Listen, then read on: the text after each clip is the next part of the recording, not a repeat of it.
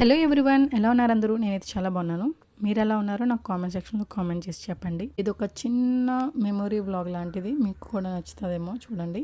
మే 11కి కరెక్ట్గా మాకు పెళ్ళి 12 ఇయర్స్ కంప్లీట్ అయ్యింది. అంటే కరెక్ట్గా ఒక పుష్కరం పూర్తి అయిందన్నమాట. సో ఈ 12 ఇయర్స్లో చాలా ఫైటింగ్స్, చాలా ప్రేమ, చాలా అడ్జస్ట్మెంట్, ఇంకా ఎన్నో మెమొరీస్తో నిండిపోయి ఉంది. 12 ఇయర్స్ ఎంత ఫాస్ట్గా అయిపోయింది కూడా తెలియట్లేదు, అంత ఫాస్ట్గా అయిపోయింది. సో ఈ పెళ్ళైన ఇన్ని ఇయర్స్లో మా ఆయన ఒక మంచి గిఫ్ట్ ఇచ్చారు. అంటే అస్సలు ఇవ్వలేదని కాదు, చిన్న చిన్నవి ఇచ్చేవారు. బట్ నాకేంటంటే పెళ్ళైన ఫస్ట్ సంక్రాంతి వస్తుంది కదా, అప్పుడు ఒక డ్రెస్ కొన్నారు. నేను ఇప్పుడెంత సన్నగా ఉన్నానంటే అప్పుడు ఇంకా చాలా చాలా సన్నగా ఉండేదాన్ని. నాకేమో 3XL సైజ్లో ఏదో చాలా 6 ఫీట్ హైట్ ఉన్న డ్రెస్ ఏదో కొని తీసుకొచ్చారు. నాకు ఆ డ్రెస్ ఇప్పటికీ కూడా ఈచ్ అండ్ ఎవ్రీథింగ్ డీటెయిలింగ్ నాకు చాలా బాగా గుర్తుంది. స్కై బ్లూ అండ్ వైట్ కాంబినేషన్లో మంచి ఫుల్ స్టోన్ వర్క్ ఉన్న డ్రెస్ నాకు చాలా చాలా బాగా నచ్చింది. బట్ అంత వర్క్ ఉన్న డ్రెస్ ఆల్టర్నేట్ చేయడానికి అవ్వలేదు. సో షాప్కి వెళ్ళి మళ్ళీ ఎక్స్చేంజ్లో వేరే డ్రెస్ ఏదో తీసుకున్నా. సో మా ఆయన కొంచెం డిసప్పాయింట్మెంట్ అయ్యారు, అంత ప్రేమతో తీసుకొచ్చిన డ్రెస్ అట్లా అయింది. ఇంకా తర్వాత ఇప్పటికొచ్చి ఈ 11 ఇయర్స్లో కూడా మళ్ళీ ఇంకేది కూడా సాహసం చేయలేదు, వెళ్ళిపోయి డ్రెస్ తీసుకొచ్చి సాహసం చేయలేదు.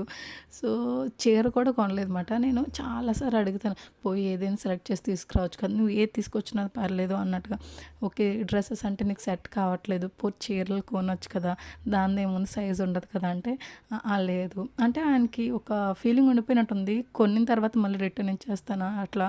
సో అలా ఉండడం వల్ల ఆయన ఇన్ని ఇయర్స్ ఏం తీసుకురాలేదు. కానీ ఈసారి చాలా గట్టిగా స్ట్రాంగ్ అయ్యి అనుకున్నాను అనమాట, మా ఆయన కొంటేనే నేను కొత్త డ్రెస్ ఏదైనా సరే యానివర్సరీకి వేసుకుంటాను, లేదంటే లేదు, ఉన్న వాటిల్లోనే ఏదో ఒకటి తీసుకుంటా అని చెప్పి. ఈయనకి ఏమనుకున్నారో తెలీదు.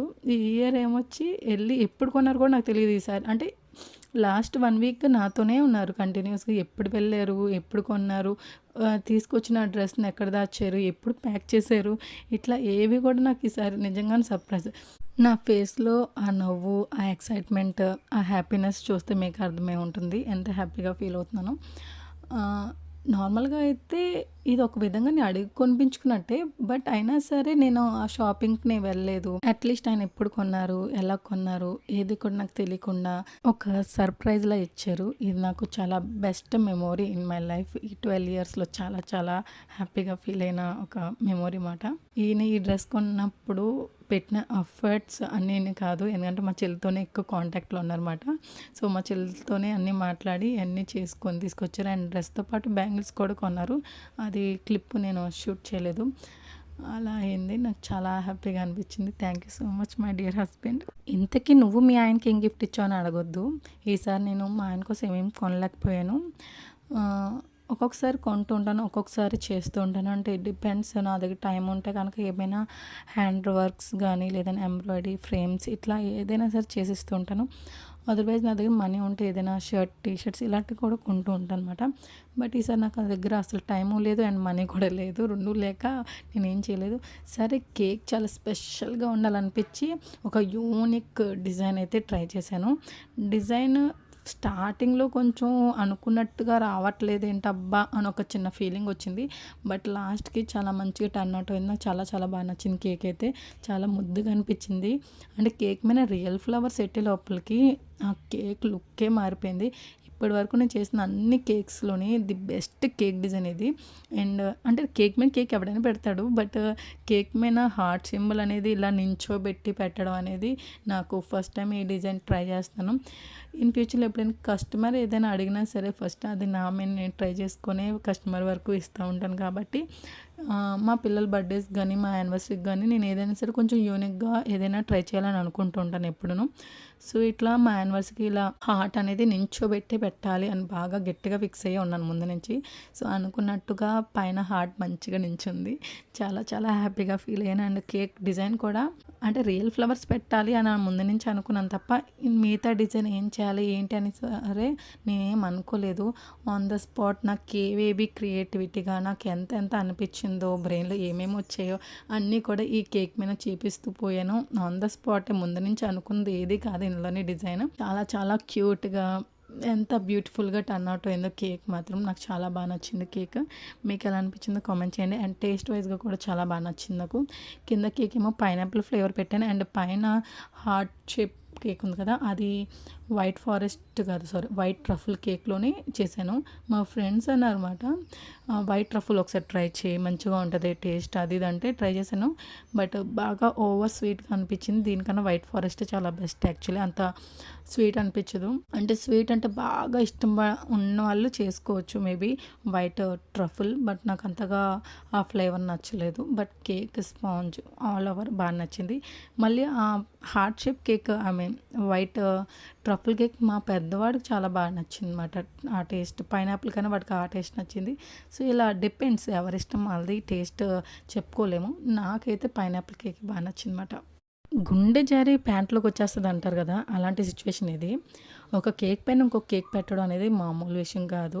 జనరల్గా అయితే నేను కేక్ పక్కన పెట్టుకొని ఆల్మోస్ట్ తీస్తుంటాను. బట్ మీకు షూట్లో కనిపించాలని చెప్పి నేను ఇట్లా కొంచెం ఒక టేబుల్ మీద పెట్టి ఇంకొక టేబుల్ మీద తీసుకొచ్చే క్రమంలోనే ఏదైనా చిన్న బ్యాలెన్స్ తప్పినా సరే కేక్ అంతా కింద పడిపోయి వేస్ట్ అయిపోద్ది.